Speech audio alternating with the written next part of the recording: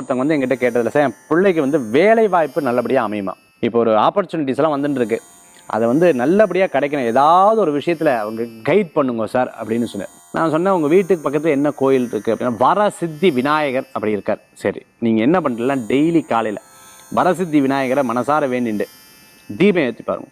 தீபம் ஏற்றிட்டு every 11 days once, அதாவது இன்றைக்கி ஸ்டார்டிங் ஃப்ரம் இன்னைக்கு 1ஆம் தேதின்னு வச்சுக்கோங்க, 11ஆம் தேதி குழக்கட்டை வைக்கணும்.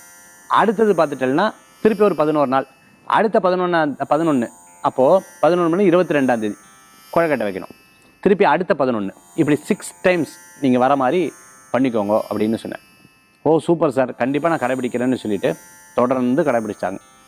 அவங்க வேலை வாய்ப்பு நிறைய ஆப்பர்ச்சுனிட்டி ஏற்கனவே வந்தது, அதில் பெஸ்ட் ஆப்பர்ச்சுனிட்டி தேர்ந்தெடுத்தாங்க.